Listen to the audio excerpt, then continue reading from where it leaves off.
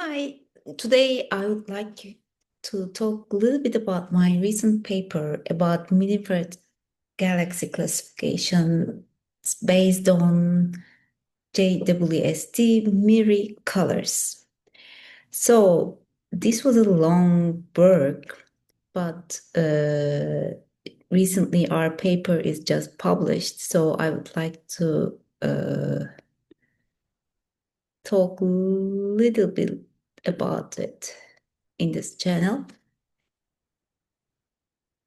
So the thing we did is based on the amazing work by Spoon et al.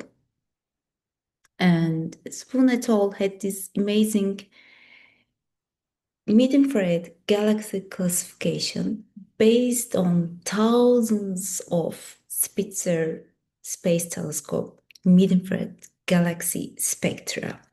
I mean, they have the redshifts, they have the galaxy types, and they had a enormous, they have done an enormous work to classify galaxies based on pH and silicate features. And they had this idea of classification based on the strengths of this silicate absorption or emission and your pH features. So that's the power of mid-infrared wavelengths, that you can really say if it's an AGN, if it's a silicate-dominated galaxy, or if it has bright features in pH features, it means that it's a star-forming galaxy. So they have this amazing classification based on Spitzer data, and they have a homogeneously analyzed great data set. So in our paper, what we did is to take these amazing Spitzer spectra and ask the question, what if our JWST MIRI observed these spectra at different redshifts by its photometric bands?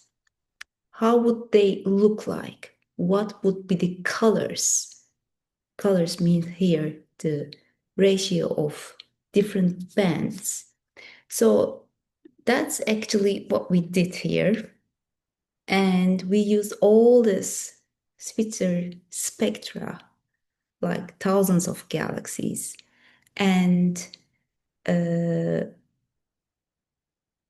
created synthetic colors as they were observed by JWST MIRI.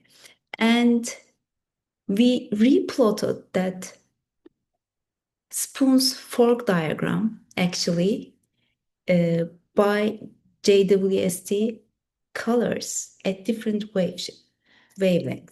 So we want to use their classification, which uses the pH features and the silicate feature. So we had to have some redshift limits at different redshifts. So we wanted to make sure that these lines are within our filters. So that's why we had these 6 different redshift ranges that we could make sure that we have these lines exactly at the interested redshift in the MIRI bands. And as a result, we apply the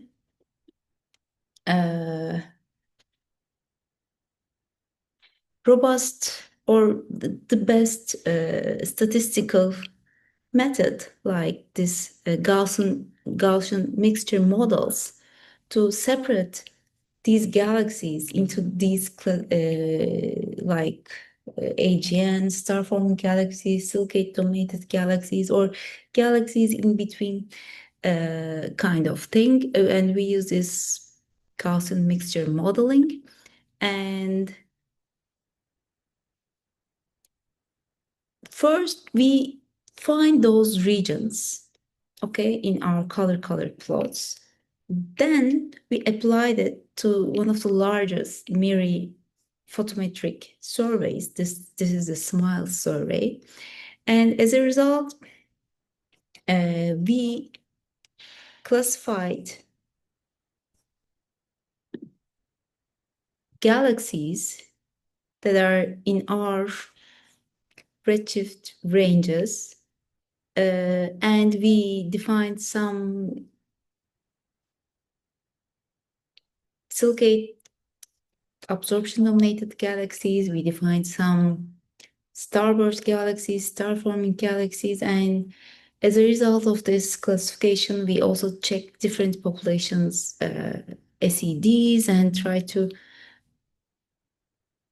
understand if our classification is working or not. And we also compared it with the current other studies like Liu et al. 2014. And it seems like this is one of the best way to classify, to have a mid-infrared spectral classification based on only MIRI colors. And the good thing is, if you want to apply our complex statistical analysis to any kind of data, then you can just use our codes, which is just given here. It's all the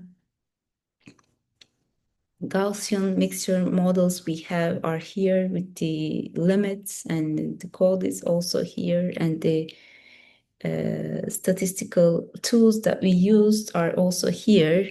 So please feel free to use them if you have some large MIRI data sets and if you want to have a classification based on the MIRI colors. Thank you.